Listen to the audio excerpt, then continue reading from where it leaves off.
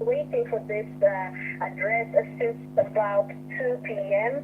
Just half an hour after the verdict from the Supreme Court, the people had gathered here, broke into song, cheers, dance. The president-elect also coming to join them briefly in that celebration. Then they told us they were taking a short break and then they'll be back with. So all signs indicate, Yvonne, that this address is just minutes away from happening. It will be his first speech to the nation as the country's fifth president-elect, of course, waiting for that swearing in exercise next week that now cements his place as the fifth president of the Republic of Kenya. But in the meantime, it is all systems go. Everyone here, his supporters who have been waiting for this, just eagerly anticipating that address. We have seen members of his legal start victory in court. They have been placed at a vantage position. If you can see in the images, they are at the very front of the podium there. Perhaps they will be addressing it. We're not so sure yet just what form or manner this address will take. But what it is clear that the people who are here, especially those who have walked this journey with him, are very excited to hear what would be his words as the country's president-elect, as they also tell us they're gearing up for the swearing-in ceremony that will be taking place sometime next week.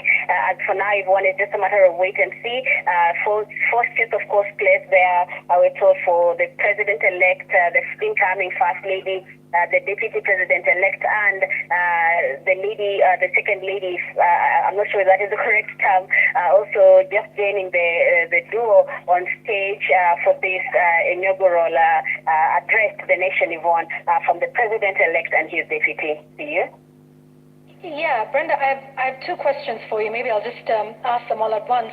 Could you speak to us about some of the notable leaders you've seen, both from within the alliance and perhaps maybe we can call them at this point friends of the alliance? And also, has there been a significant change in the mood? You've been there, I think, the whole day from before the Supreme Court judgment was delivered and up to this moment. Can you describe if there's been a change in the mood, what that has been like for the entire morning or the entire day thus far that you have been at the residence? Indeed, Yvonne, we did come at the Deputy President's residence at around 10:30 a.m. this morning. From that moment, the dignitaries had already started making their way here. Most of the people were speaking to the politicians, telling us that they were confident, even before the ruling was made, that they were confident they were coming here for a celebration. The confidence levels had been high since morning, but once the announcement was made, like I mentioned earlier, the mood did change considerably, switched up a notch higher with the celebrations, the singing and the dancing. So it has been a mood that was gradually building for the supporters of the president-elect down on the campaign trail.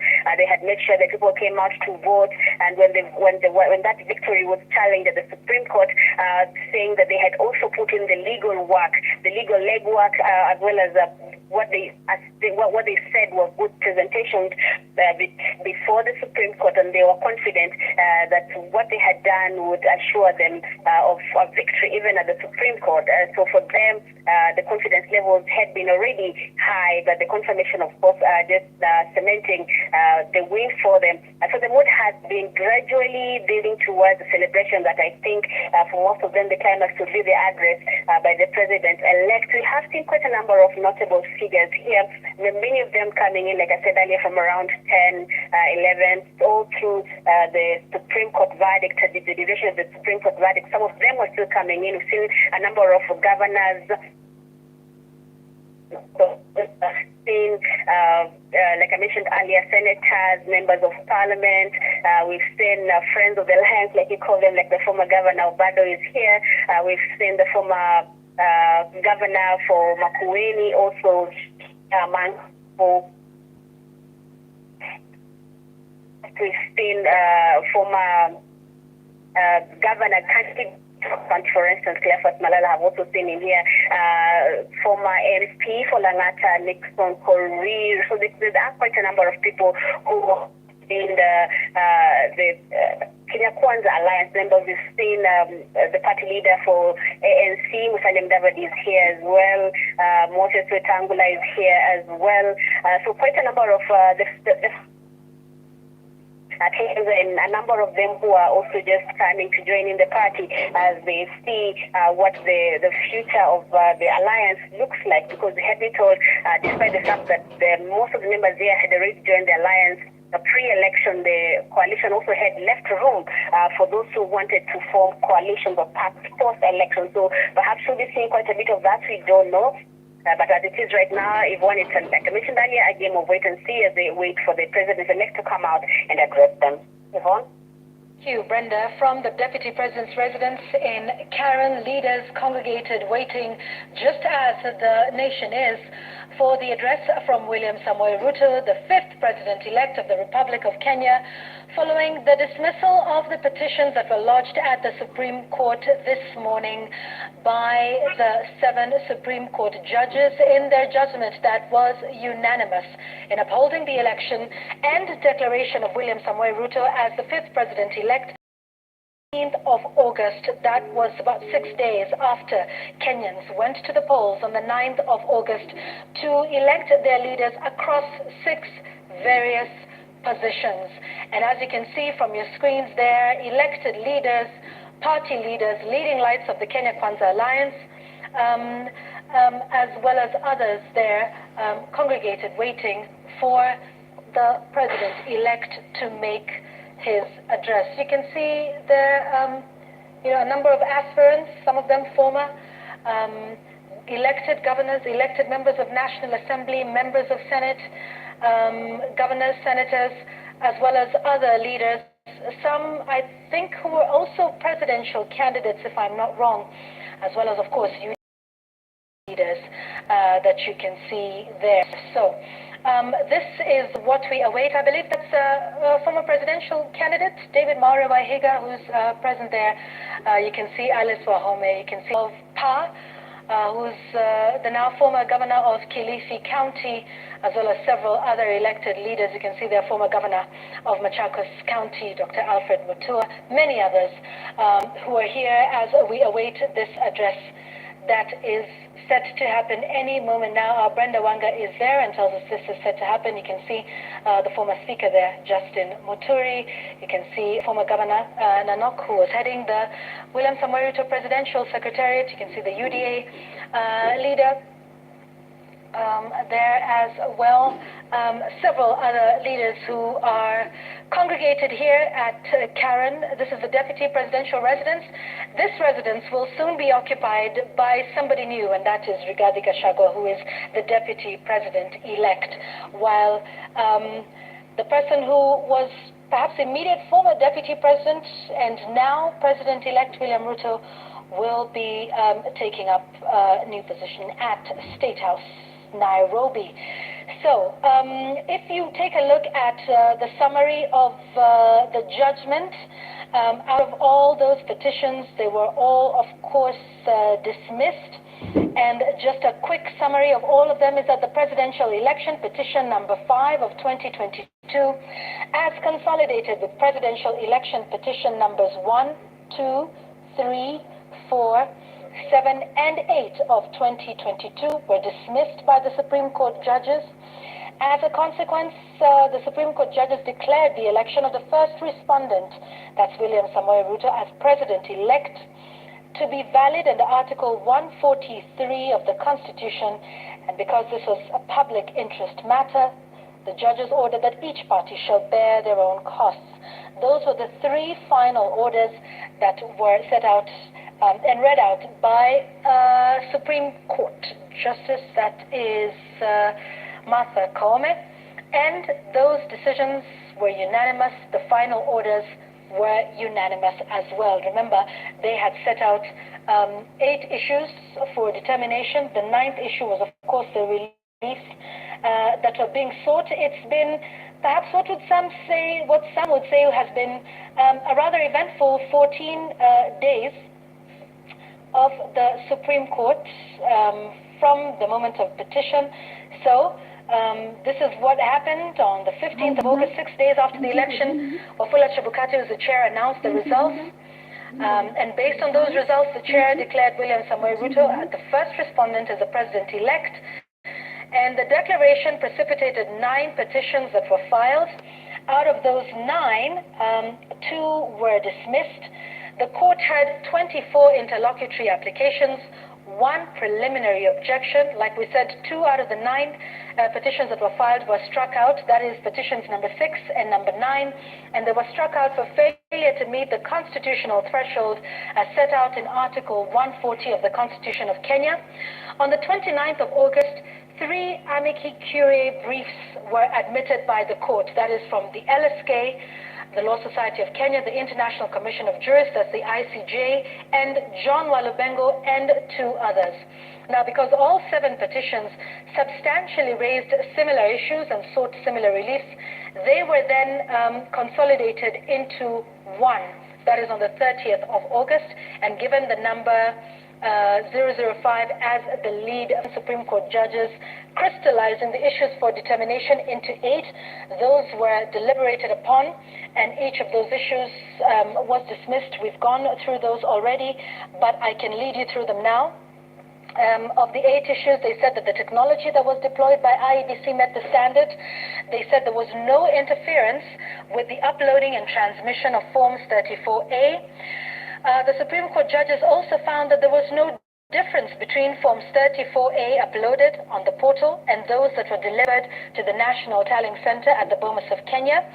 They then found that the postponement of election in 8 areas, that is 2 counties, as well as constituencies and county wards, they found that the postponement in those areas did not in fact affect voter turnout.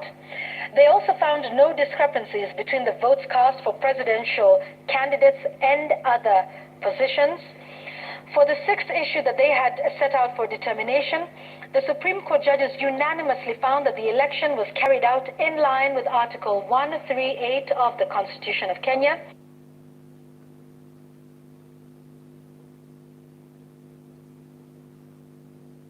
Attained the threshold of 50% plus 1 votes of all the votes cast.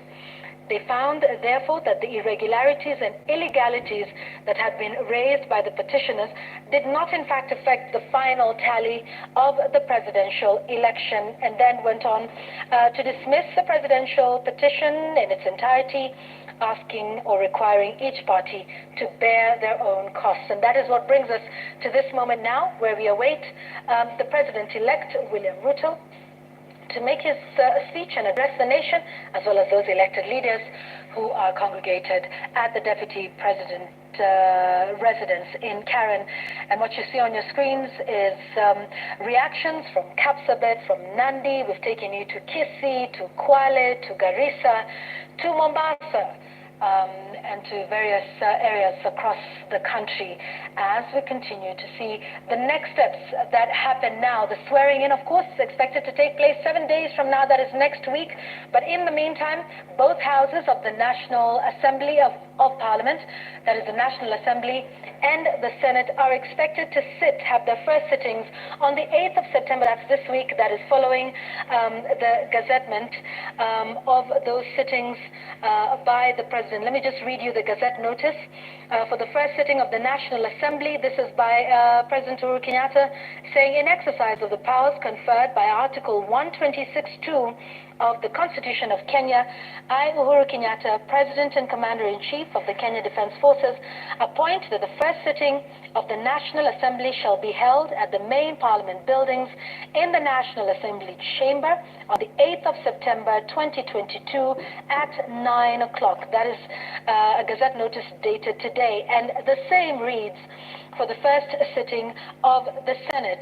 That will be happening as well at the main Parliament buildings at the Senate chamber, Nairobi, on the 8th of September at 9 a.m. Of course, first on the list there will be swearing in of those members of Parliament, both the Senate and the National Assembly, and then of course they will seek to determine their leadership. That is the leader, various leadership positions there, the majority leader, the minority leader, and of course the Speaker of both houses, that is the Senate and the National Assembly, and then House business will officially begin thereafter. And of course, also next week, after President-elect William Ruto is sworn in as the 5th President of the Republic, many Kenyans will be now looking to see what his government will look like, how will he constitute his cabinet, who will be the members of the same, and how that process then goes through the vetting at the National Assembly. All right, so that is what we await. Perhaps we can listen to some of, because it looks like there's some color in Nakuru County, that is Nakuru Governor Susan Kihika. Let's listen to that.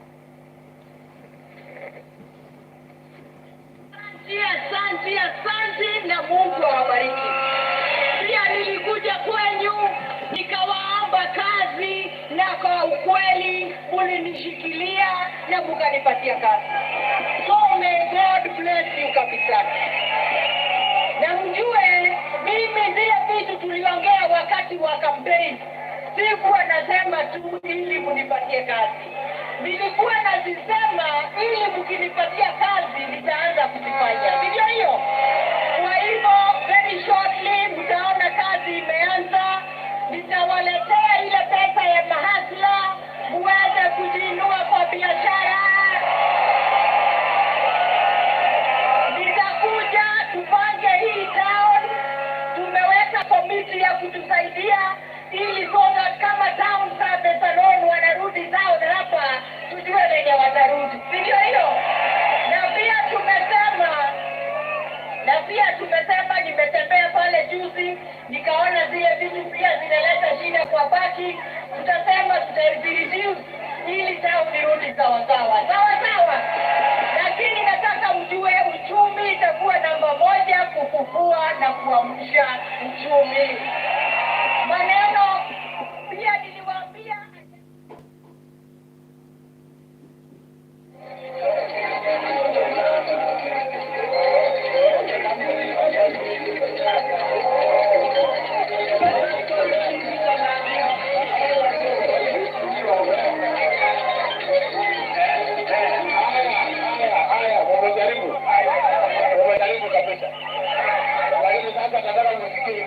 tuweke safari moja pamoja na hii watu.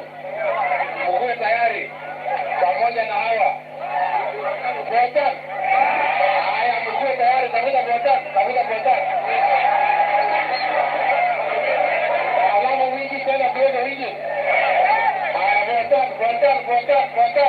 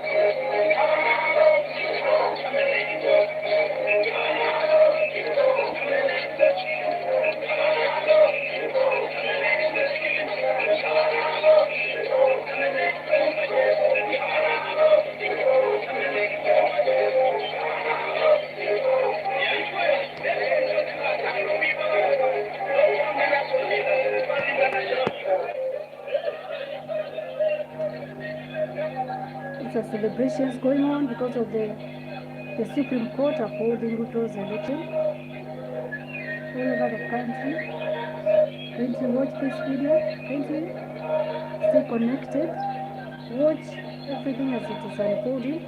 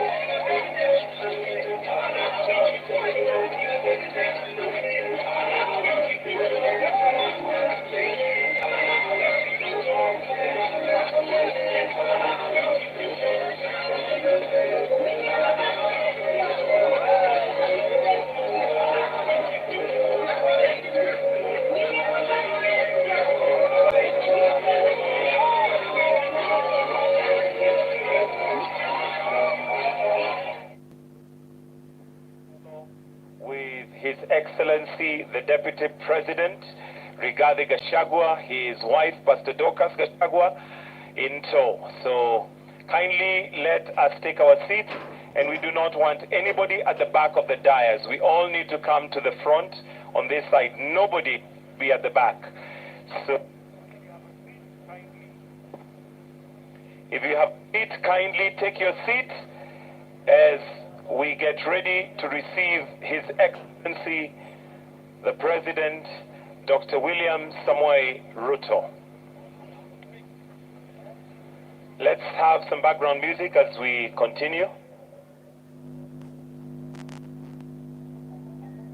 Just some background music, but if you have a seat, kindly take your seat, because once we have His Excellency here, we'll have minimal movement, we'll not have any movement, so kindly let us take our seats as we wait for His Excellency, the President, to join us shortly.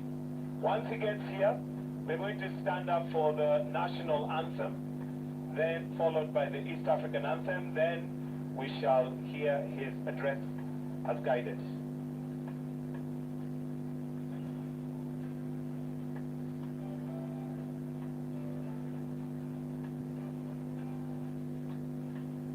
We have His Excellency, Deputy President Rigathi Gachagua with his wife, Pastor Dorcas Rigathi, coming in now, joining us.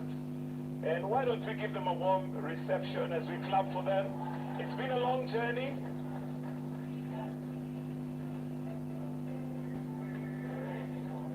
It's been a journey. And we have the Deputy President and the spouse to the Deputy President. Karibuni sana Your Excellency, the Deputy President of the Republic of Kenya, and your spouse, Pastor Dorcas Brigade Karibuni Sana. Come on, let's stand up and just give them the honor that is due. Wonderful.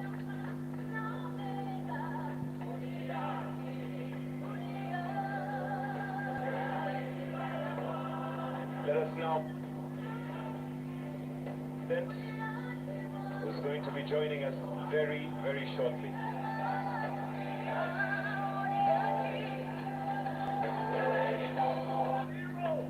And I can see His Excellency, the President and the First Lady. Let us be upstanding as The President coming out to give his address. Kindly watch this video. Kindly watch is everything to see what is going to unfold. Wonderful, wonderful. They are looking good. They are looking wonderful. Our President and is the First Lady. He has brought us.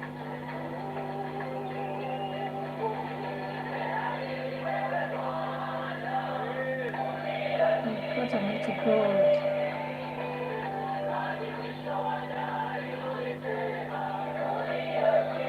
This is our President.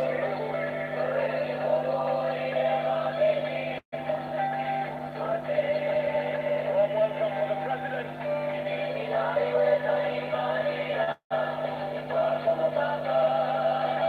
Sing it slowly, yeah?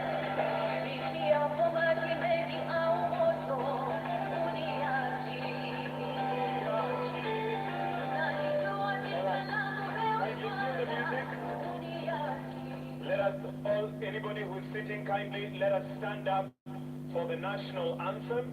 Then after that, we're going to have the East African anthem as we then wait to hear from there. So let's have the national anthem.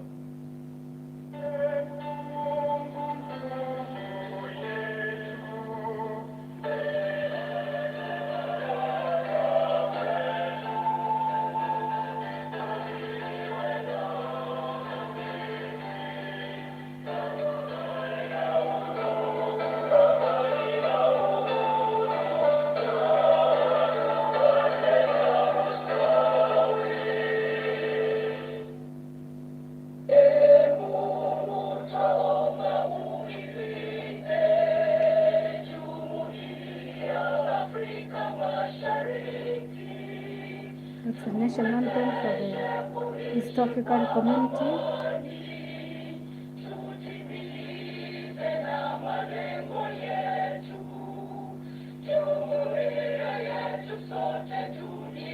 It's a really song saying that asking God to protect us, this East African community. Kindly watch.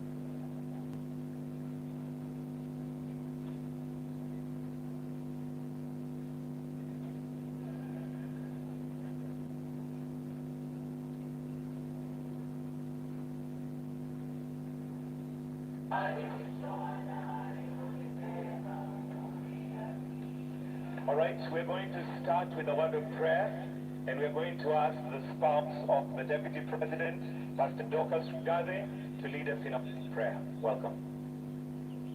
Let us pray. Our dear Heavenly Father, we stand here to worship and to honor your holy name. Now You are praying. God all by yourself. The wife We of the thank Deputy you President for is the now great praying. country of Kenya, and to every person that came out to vote and exercise their democratic right. Our Lord and our we bless you, we honor you, and as we stand here, Jehovah God, to celebrate another milestone, where Kenya, Jehovah God, is being lifted up to become a country where God reigns.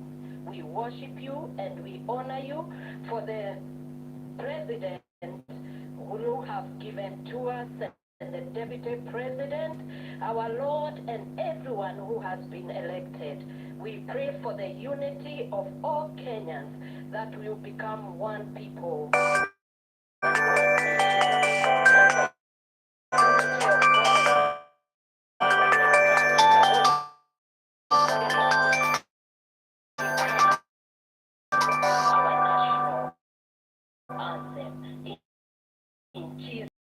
Take your seats, those of you that needed Duale to just come and address. And he told us not to worry. It was all God's doing, so that when he becomes president, no man can say he made you king. Therefore, we give glory to God, and we thank the people of Kenya for what they have done for their country. This is a great country, and Kenya has no problem. The problem of Kenya is one of leadership. Once you put the right leadership into place, this is a beautiful country with a very resourceful and hard-working people. All you need is to create the right environment for the people of Kenya to prevail. And I have no... To Jesus. Glory to God. Of God course, is you now agree with me faithful. that I am overwhelmed. Amen. This is a moment like no other. Yes. And let me first take this opportunity to thank the Almighty God. Amen. Yes, it is God. Amen. I say it is God. Glory to Jesus. Hallelujah. Without God, we Amen. wouldn't be here. Amen.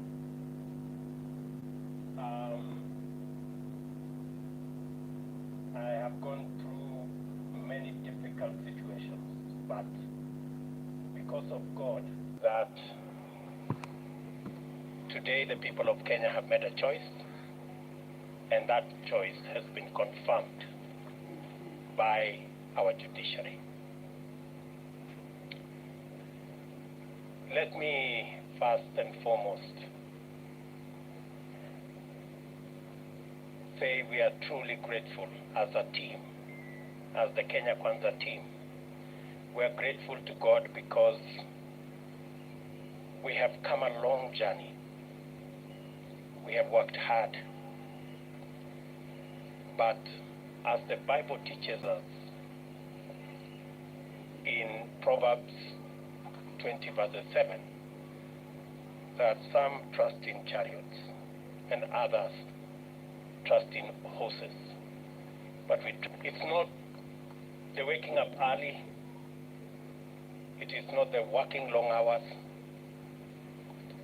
it is the favor and the grace of God that has gotten us here. And we are acutely aware of that. So, in a very special way, thank many people who have prayed for us from across the religious divide. Many people have prayed for us. In fact, I said on the day I was given the certificate, I said we were prayed into victory. I want to thank many people who prayed across this country. Many people fasted, and we are truly, truly grateful. And I want to say to the people of Kenya and to those who have made effort to get us here, that we will not let you down. We will work hard and we will not let you down. Let me also, in a very special way, thank my friends, starting with my wife Rachel, who prays for me every day. Before I leave the door from that house behind me, she always holds my hands and prays for me. and my children for believing in me and always encouraging me. Very special thanks goes to my friends seated here, the people we started this journey with, under very difficult circumstances. I know many of you have suffered because of being my friends. Many of you have been taken to court. Many of you have been harassed, your children, members of your families. The only crime is that you chose me as a friend. I don't take it for granted that you are my friends. We started with many of you who are formerly members of Jubilee. You know what happened to us. I do not want to say. But we believed in a better Kenya. We believed in a freer, more democratic, more rational Kenya. Along the way, many brothers and sisters joined us from other political parties. I want to also say a very big thank you to them. They gave momentum to our journey. And I want to say asante sana.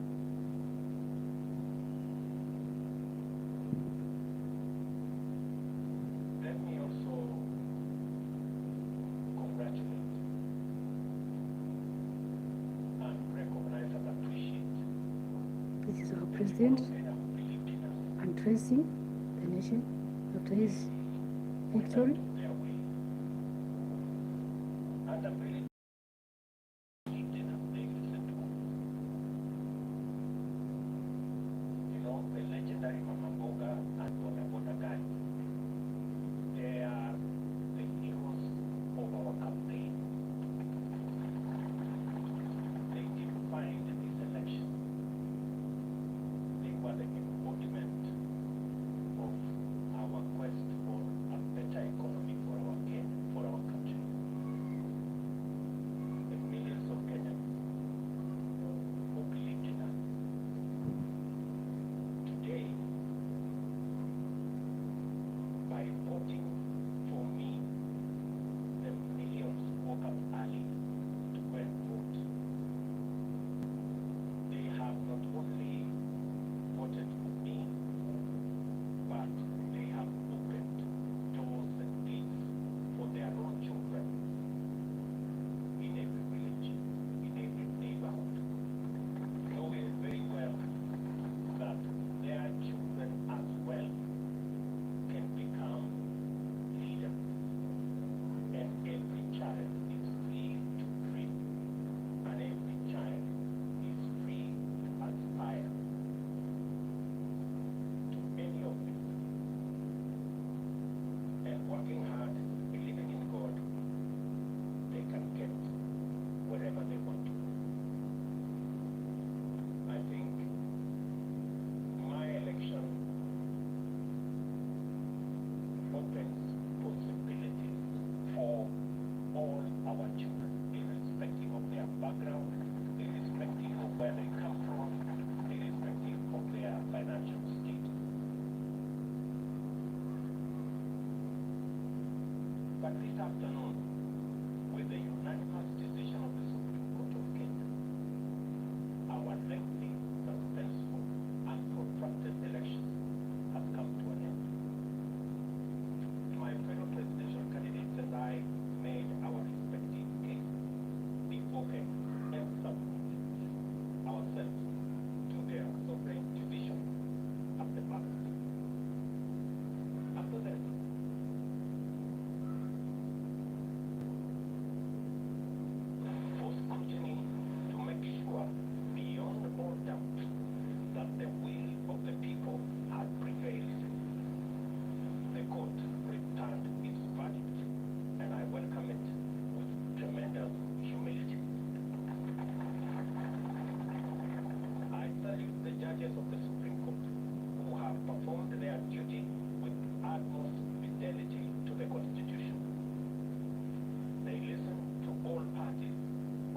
their all issues, applied the law, stated they had learning, impartiality, and patriotism.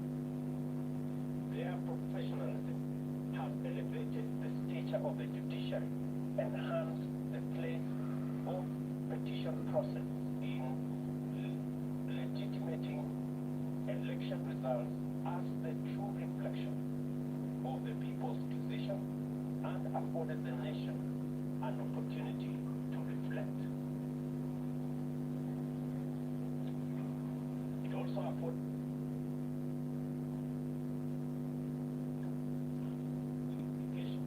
of the last general election. I do not take this for granted, and I thank the judiciary in general and the Supreme Court in particular for staying strong as the shining beacon of constitutionalism and the rule of law, even in the most daunting of circumstances. And you know what I mean. The Supreme Court scrutinized, examined, and dissected and tested the declaration of the Independent Electoral and Boundaries Commission against the high standards established by the Constitution. The decision vindicated the Commission's effort to go all the way and deliver an election that exceeded public expectation and fully met the constitutional threshold of a secure, transparent, free, fair, and accountable election. The return of a unanimous decision on all the 9 issues confirms the fidelity of the IEBC to both the law and I therefore commend the Commission for their noble achievement and tremendous and regrettable course to serve the people of Kenya by ensuring that their sovereign will is upheld. Men and women who lost lives in this election when they shouldn't.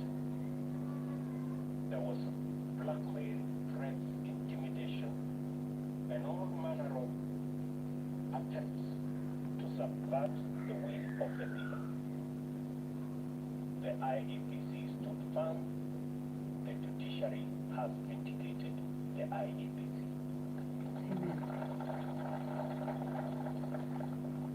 This appreciation takes us to the point of proper appreciation of the just concluded legal process. Many of our supporters were a little unhappy about the delay, and some might have been tempted to impute bad faith in the petitioners who they say they saw to be taking advantage of the law to frustrate their wishes as expressed through the ballot. A lot of this anxiety is the result of long-standing suspicion of national institutions, especially when political contestation is involved. The Constitution of Kenya 2010 has done a lot to create comfort in institutions and the rule of law, and we continue to make encouraging progress on the path towards becoming a higher trust society, standing fully on its constitution. It was therefore perfectly legitimate for the petitioners to go before the Supreme Court to have their questions answered, doubts assuaged, and fear allayed. By exercising their constitutional right to take advantage of opportunities to establish the truth, the petitioners tested the result and inscribed upon it the highest stamp of judicial, legal, and constitutional approval. Our electoral and judicial institutions have won, and the Constitution has asserted itself and prevailed. My esteemed competitors now have a credible basis on which to consider the outcome, and we are vindicated by the choice of the people of Kenya. The court's decision completes the loop of institutional stewards of the rule of law, entrench our Constitution, and express the sovereign will of the people who have articulated themselves eloquently, directly, and through their constitutional institutions. I congratulate all patriotic Kenyans who presented themselves as presidential candidates. It is not an easy decision, and a national campaign is not a walk in the park at best. I want all of you to know that your effort is acknowledged and deeply appreciated. Wahiga Mwaure and Ruth Rochelle, George Wajakoya and Justina Wamai, the Honorable Raila Odinga and the Honorable Martha Karua. May the spirit of love for country and selfless service lie long in your hearts, and may Almighty God always remember you. Competitive electoral politics can make and has made our politics an arena utterly devoid of grace. This fills the life of political candidates with loneliness, worry, and exaggerated sense that the stakes are do or die, and elections therefore matters of life and death. It poisons political competition, exterminating the sporting spirit which unites winners and losers by enabling them to access the grace to define their relationship in terms of what they share and not what divides them. Democracy is expected to unite a people, strengthen their society, and improve their institutions, and must not become an acrimonious, fearful, and desperate enterprise. We offered alternative visions and missions and submitted to the sovereign decision of the citizens of Kenya. We are only competitors, not enemies. We vied to unite and strengthen Kenya, not to divide and weaken it. I therefore consider all of my competitors to be my worthy compatriots. Kenyans are united in the quest for a better society that is kinder to its children, gentler on the vulnerable, respectful of their rights, and committed to serving them. Those who voted for me, as well as those who voted for my competitors, want the same thing for themselves and for their children. I honor these aspirations, and I am committed to do and to rise up early, work hard all day, every day, so that we can realize it together.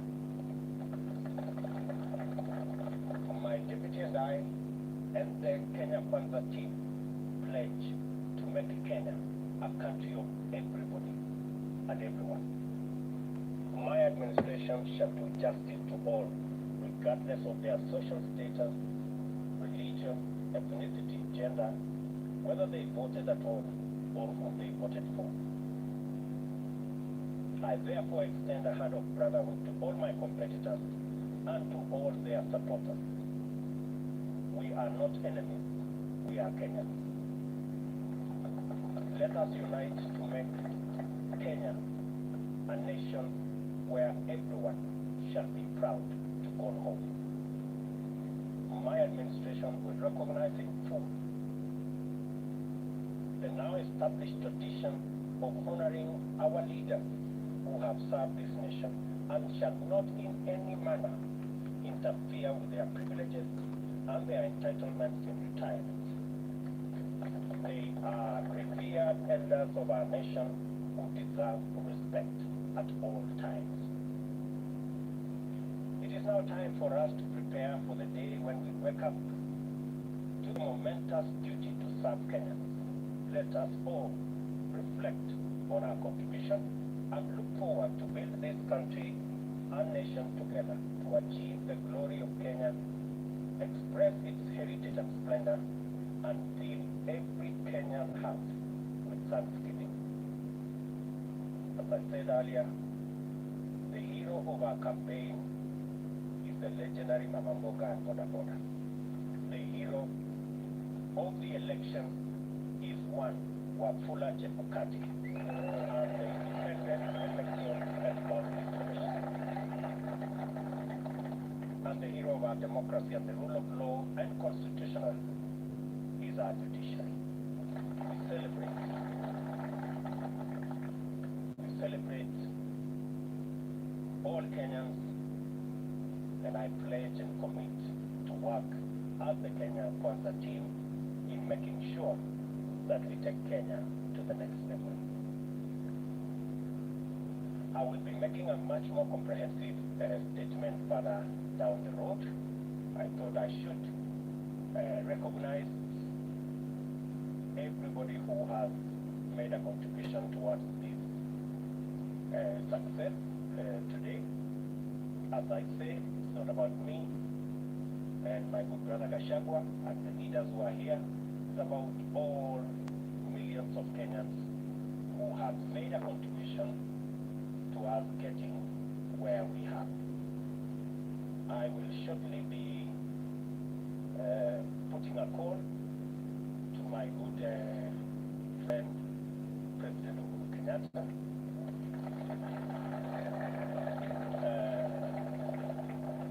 We have not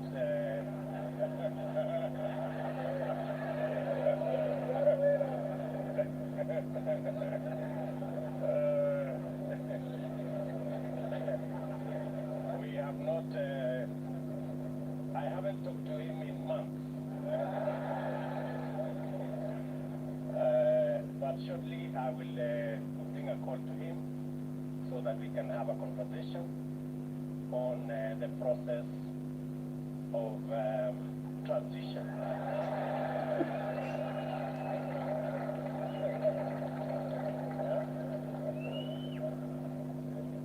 Yeah.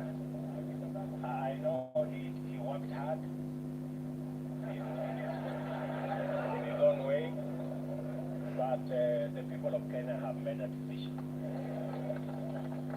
And we have absolutely no issue with the democratic choices of any Kenyan.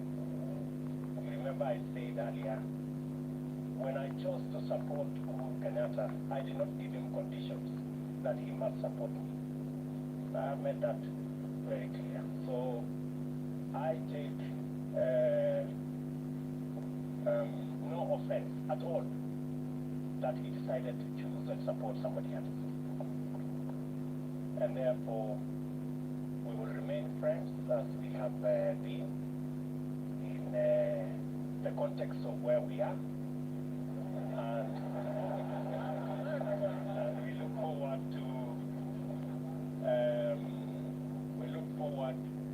to building on the foundation that's already there in the many issues that I work with him, and be able to take Kenya to the next level in the many things that we would have wanted to do that we did not do. We are a very responsible people. Government is a continuous enterprise, and we will complete all the projects that have not been completed, as we have said, and we will build on that foundation the programs that we have committed to the people of Kenya, and we will hit the ground running because we are aware of what we need to do. I will also be putting a call to my worthy competitors, beginning with Raila Odinga, my worthy competitor, with his Azimio team, so that we can begin to contextualize how we are going to work together for the people of Kenya. Those of us who will be working from the executive, and the Azimio team who will be working from the opposition.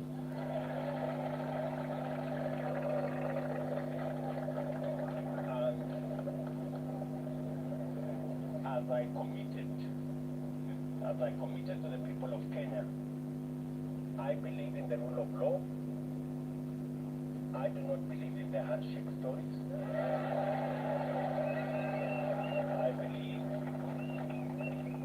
I believe in an accountable government held to account by a responsible opposition. That is how Kenya is going to move forward.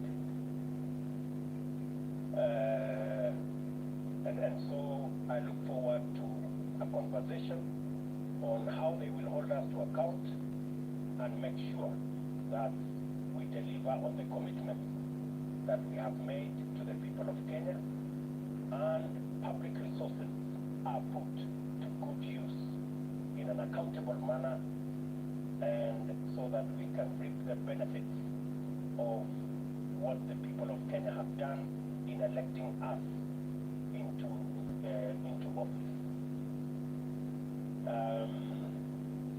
We will then be working with all the other people as we get down to doing what we committed to the people of Kenya that we do. I know there is a huge expectation. Many people are texting me and asking, when is the Hustler Fund going to be launched? Many people are asking me, many farmers want to know when subsidized fertilizer will be available so that they can get on with the journey or with the business of growing food for us so that we can reduce the cost of living. Many farmers are asking when we are going to begin the journey on agro-processing and value addition. Many people across Kenya want to know when we are going to begin our housing program. I want to commit that as soon as we are sworn into office, in fact beginning tomorrow, I will be working with the people in government offices so that by the time we get sworn in, we will have work to do and begin the process of implementing our plan. Let me say to all of you, I know many people have come here, I know many members of parliament are here, many governors are here, many senators are here, members of county assemblies. Let me take this opportunity in a very special way to recognize our legal team. Led by Senior Counsel Fred Ngatia and Senior Counsel Kioko Kilukumi and Senior Counsel Kiragu and of course my chief agent and team leader of the legal team, Professor Abraham Kizure Kindiki. And all the senior lawyers here, let me not mention all their names. We had the best legal team anybody could assemble. And we are very proud of you, ladies and gentlemen. Thank you very much for protecting our victory and for doing your bit. I remember when I talked to them, I told them those of us who are politicians have done our bit. We handed over the baton to them, and I told them they should not drop the baton. And they brought it home in one piece, and we want to celebrate them. Let me also say, for good record, that these great men and women, our legal team, volunteered their services for free.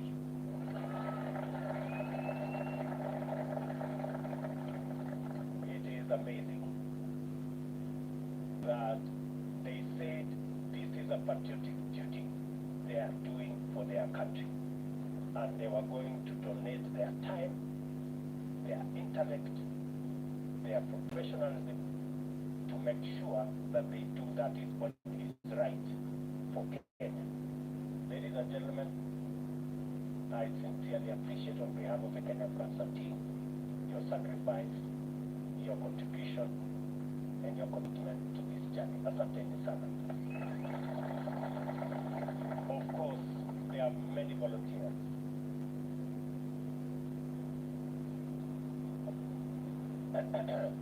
There are many volunteers who came across. There are many people who supported us in many ways. There are many people who contributed merchandise. many people contributed resources of all types, merchandise, airtime, equipment, transport, and it was just amazing.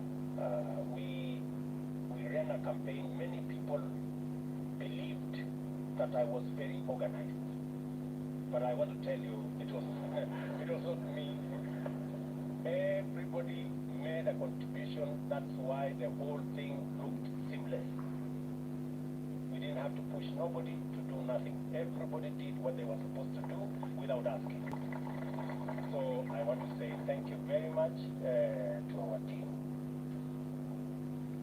I want to announce that this marks the end of the politics of defeat and the politics of betrayal and the politics of conmanship. It is the end. We want the politics of the Kenya of the future.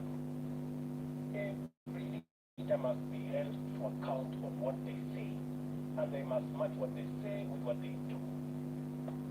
I promise you, ladies and gentlemen, that with the opportunity God has given us, we want to have a country based on the rule of law.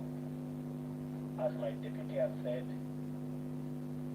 the criminal justice system will be reserved for fighting criminals and criminality and making sure that public resources are protected and criminals are brought to book. The criminal justice system will never be used again for political reasons.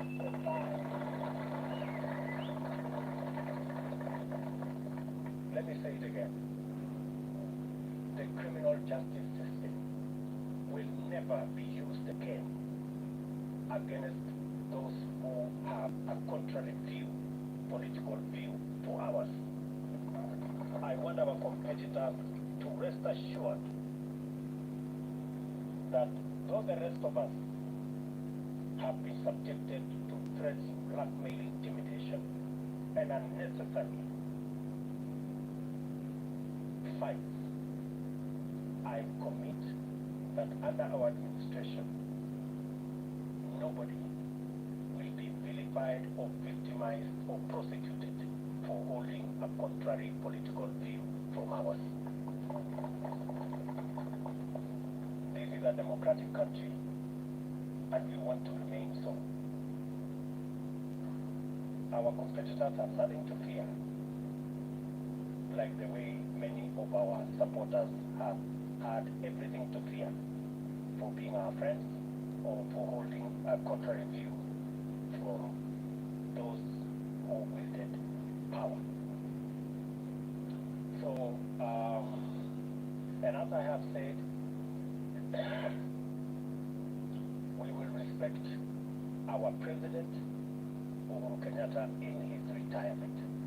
We will give him the respect and dignity a former head of state deserves. We are honorable people. We are not petty, and we are not jealous. He has done a good job, and he will have his place in the history of Kenya. So nobody should peddle any falsehoods or that we harbor anything against the President of Kenya. When our good friend Raila Odinga retires also, we will give him the respect he deserves as a Kenyan leader who has made a huge contribution to the democracy of our nation, and every other leader that deserves respect. So to all our friends out there, we want to grow a nation. We want to build a society that is based on the rule of law and respect for our elders.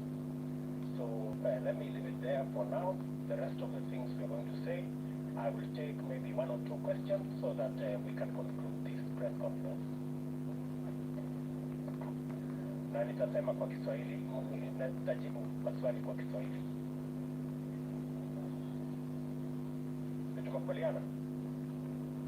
Kama mnataka niseme Kiswahili kidogo, nimesema ya kwamba kwa niaba ya timu ya Kenya Kwanza tunamshukuru Mungu kwa sababu ya kutupatia ushindi. Ushindi si ya William Ruto na Gachagua, ni ushindi wa mamilioni ya Wakenya walioamka asubuhi na mapema kupiga kura ili hata na watoto wao waweze kupata nafasi ya kuwa na ndoto ya kuwa viongozi katika taifa letu la Kenya. Nimesema vile vile ya kwamba tunawashukuru wale wote, hasa IEBC ambayo ilisimamia uchaguzi katika taifa letu la Kenya. Mbali na changamoto za makomishona ambao waligawanyika pale mwisho, IEBC ilifanya uchaguzi ambao ulikuwa wa huru na haki, na kila Mkenya ametosheka. Ma-MCA wamechaguliwa, wabunge wamechaguliwa, maseneta wamechaguliwa, magavana wamechaguliwa, na leo mahakama ya upeo imeidhinisha uchaguzi wa rais pamoja na naibu wa rais, kumaanisha kwamba IEBC ilifanya kazi ya muhimu. Na nimesema shujaa wa uchaguzi huu ni Wafula Chebukati na makamishna waliohakikisha ya kwamba uchaguzi huu haujabatilishwa na watu ambao walikuwa na njama ya kuharibu uchaguzi wetu. Nimesema vile vile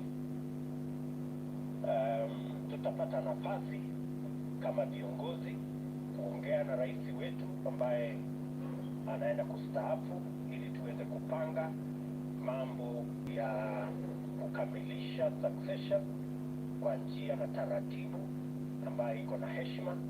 Na nimesema vile vile kama vile tuko na desturi kama taifa, viongozi wetu wote wale ambao ni elders wa taifa letu, viongozi wanaostaafu kama rais, watapata heshima na watapata haki yao katika mahali pa heshima katika taifa letu la Kenya, na hakuna wasiwasi yeyote kwa mtu yeyote kwamba kutatokea na jambo lolote. Yale ambayo yamefanyika, kwa Swahili wanasema yaliyopita si ndwele, tugange yaliyomo na yajayo, na hivyo ndivyo tutakavyofanya. Tumekubali vile vile ya kwamba kamwe criminal justice system katika taifa letu la Kenya haitatumika kuendesha mambo ya siasa katika taifa letu.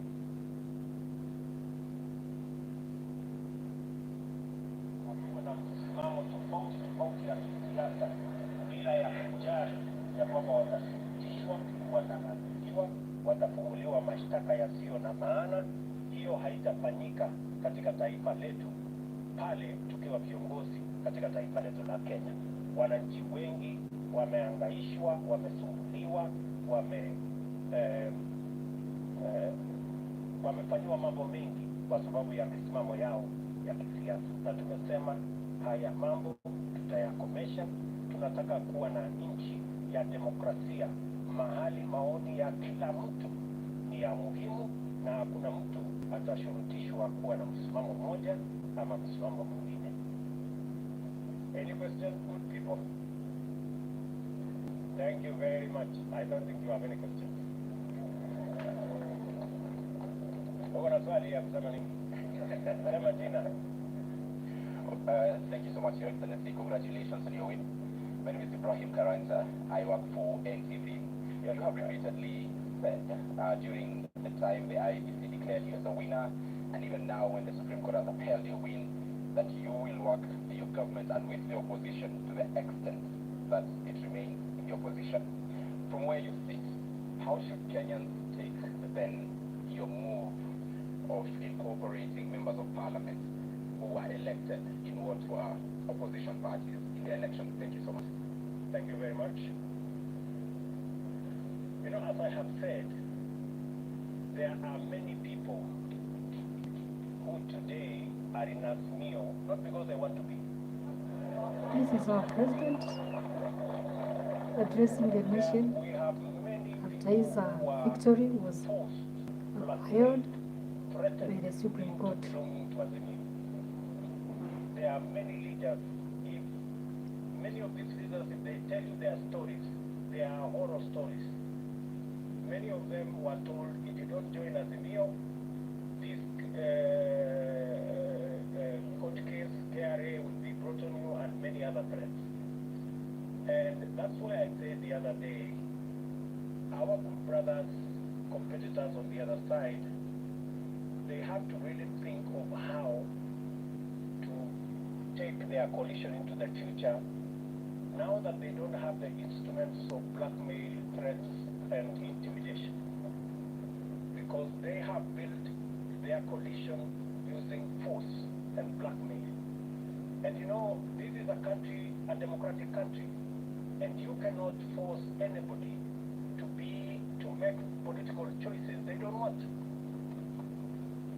Imagine, even a law was passed that makes people prisoners of a certain coalition.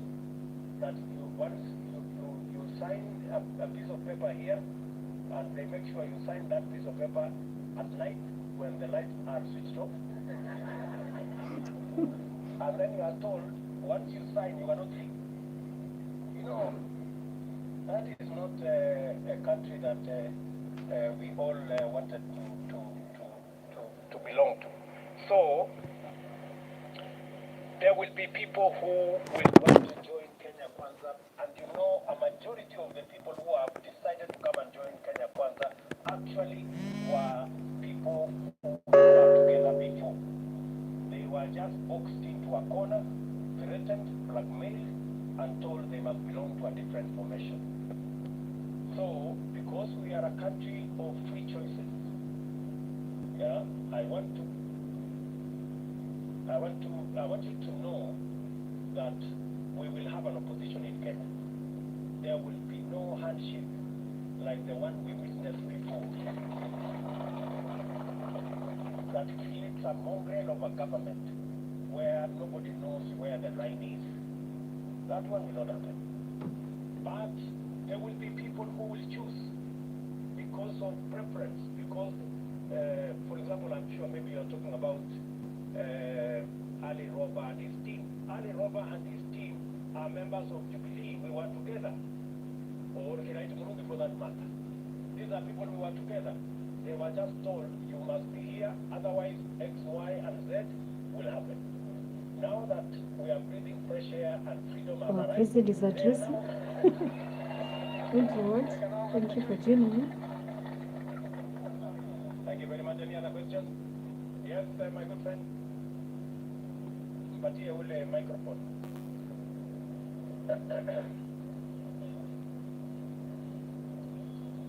Congratulations, Sir President William Ruto. My name is Kevin Mihona from Wanganda TV. Your Excellency President, there are young men like us who have some different thoughts about the verdict of this ruling of the courts. What will be your encouragement to them? They are burning. I mean, from the streets of Nairobi, and some of them are burning. Kindly tell them our word of hope. Thank you. As I have said two things. We are a democracy. And in a democracy, the majority have their way, the minority have their say. Number two, I have said here, the administration we are going to run is the administration that is going to serve all Kenyans, irrespective of whether they voted at all or whoever they voted for. We are going to serve the people who voted for us and those who did not vote for us, because we are going to run the government of Kenya. And the government of Kenya is going to be the government of Kenya for all Kenyans. So they have absolutely nothing to worry. Nothing to worry. We're going to serve all Kenyans equally. Yes.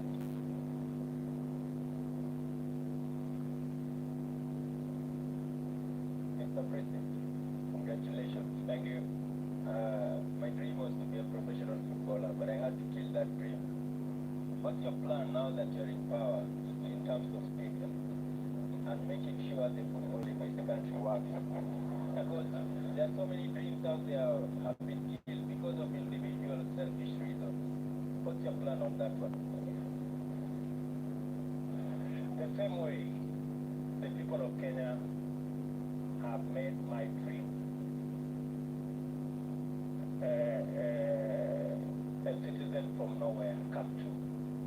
As I have told you, I will work hard. You have read our manifesto on matters to do with sports, and we will work hard to deliver on our commitment so that people like yourself and many more who have dreams and their dreams stagnated or died because there was no opportunity, that we create that opportunity so that people like yourself or even other people who have aspirations like yours can also attain or make their dreams come true. That's all. That's all. Yes, one last question. Yes, give My name is Ken Jenka, Homeboy from Rutos TV. Yes. We understand that from the Constitution, Chapter 9, Article 141, the president shall be zoning the first Tuesday after 7 days. What is this one thing that you will promise Kenyans that you will deliver within the first 100 days once you assume office? There are many things, Jenga, Homeboy. And how is it not, by the way?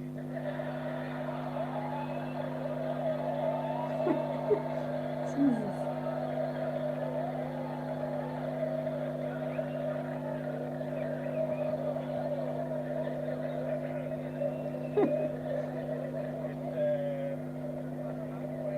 It's good to have you around. And I want to promise you that you will be treated equally like all other Kenyans. I know sometimes people think the people who really fought hard against us that we have a grudges. We don't. We are Democrats. And we will work together. However, I will, your question on the first 100 days, let me not say it today. I will be making a statement on my inauguration. Just be patient, kidogo. So, Bwana Jenga, asante. One last one. Where are my good friends from Citizen? Jesus.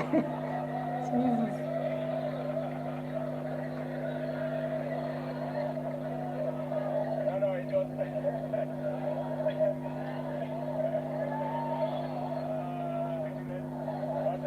where are they? Oh, it's okay.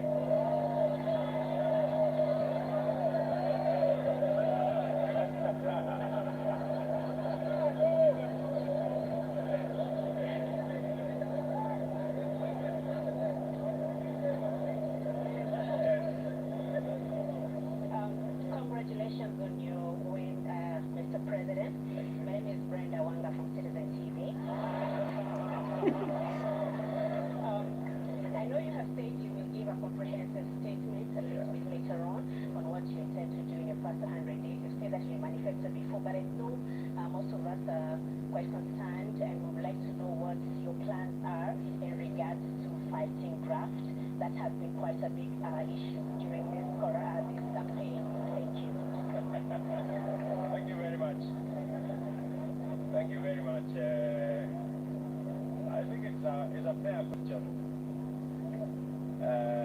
And how is my good friend Leto, by the way?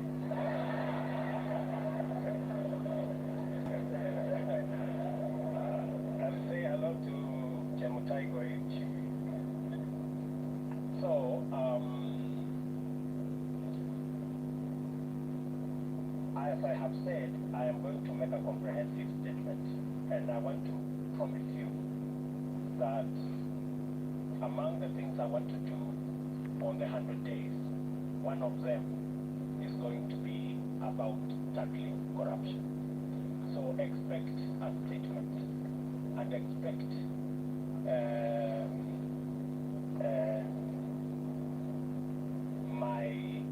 there are two things that I said in the manifesto. Number one is the judiciary fund, and number two is to have an accounting officer for the police and the entire criminal justice system, so that they will never depend again on resources from the office of the president. They will have their own independent budget and an accounting officer, so that they can go after anybody that is involved in graft or in wastage or in theft without getting permission from the office of the president. We will treat those institutions as the Constitution expects us, as independent institutions. But I'm going to make a statement about on that, or as among the things that will be in my 100 days to do list. Sawa. Very good. Otherwise, I think we can leave it there for today. Mimi nataka ni waambie asante sana for coming, all the good friends from the media. Thank you very much. We're going to be sharing information with you as often as we can. And I am just requesting that let's put the campaign behind us and let us look into the future together. We may all have supported different candidates, but the people of Kenya have made a choice. Ndio. Sasa tujipange tukwenda mbele pamoja. Bas, asanteni sana na watakia baraka ya Mungu. Thank you. All right, kindly let's remain seated. Kindly let's remain seated for a minute. Would just like to have a few photographs, Your Excellency, with your permission. So, those of you that have seats, kindly just remain seated very quickly. We'll just have photo ops with His Excellency and the Deputy President-elect, followed by another picture with the spouses. Then we shall also have the legal team, followed by members of Parliament. So,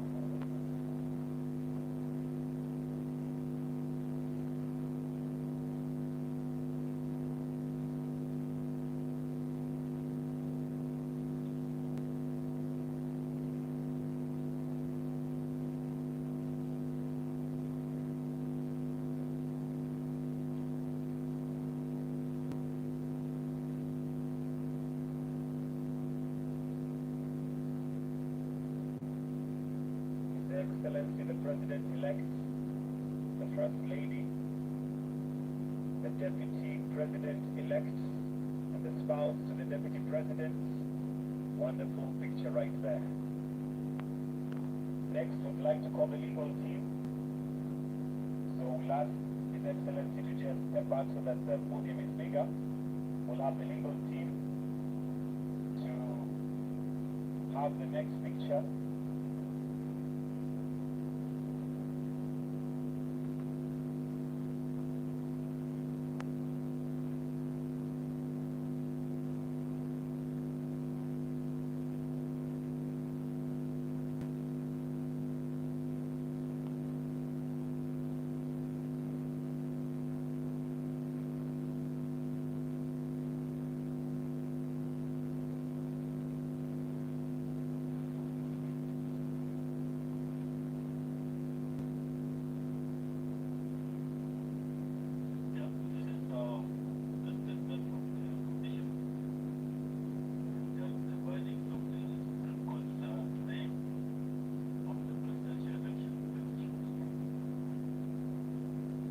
That is APC Chairman.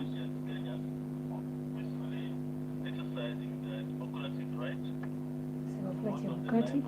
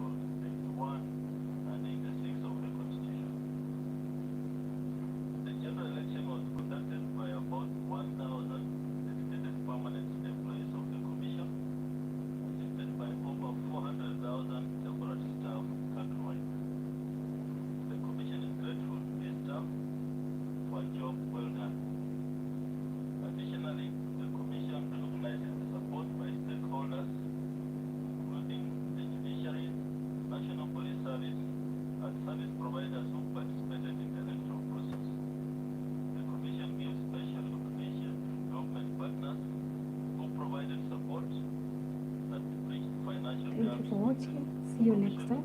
Bye-bye. In the course of discharging our constitutional duty, the Commission and its staff endured arrest and some lost their lives.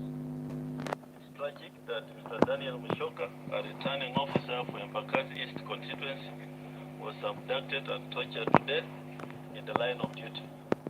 In addition, Mr. Geoffrey Kitobo, a returning officer for Kishuku constituency, died in what could be election-related stress upon completion of elections in his constituency. In this general election, the abuse of IBC staff reached an unimaginable scale. Apart from the 2 deaths, the Commission and staff suffered other atrocities, including, but not limited to, assault and injury of the chairman, Commissioners Professor Abdi Gulia and Boya Molu, and the Commission Secretary and Chief Executive Officer Mr. Marijan Hussein at the National Tallying Center during the declaration of results. Unwarranted arrest of a voter education coordinator by anti-terrorist police unit on the floor of the National Tallying Center, who was detained for 3 days. Abduction, torturing and holding incommunicado for 9 hours of the managed election operations and the support staff by persons to be believed to be security agencies. Attempted arrest of 3 staff members who are lawfully verifying election results on the floor of National Tallying Center. Abduction of staff of a service provider working at the National Communication Center. Harassment and physical assault of staff of service providers manning heavy-duty printing and photocopying machines at the National Election Communication Center. Physical assault of election officials in parts of Narok, Kakamega, Kirinyaga, Wachia, Nairobi, amongst others. In one instance, a presiding officer in Eldas constituency was shot in the leg, resulting to amputation. Physical assault of returning officers bringing results to the National Tallying Center. Breaking into offices of senior commission staff at the National Tallying Center with the intention of accessing sensitive data.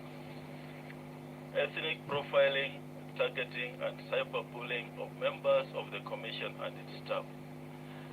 To date, no one has been arrested for these crimes committed against members of the Commission and its staff.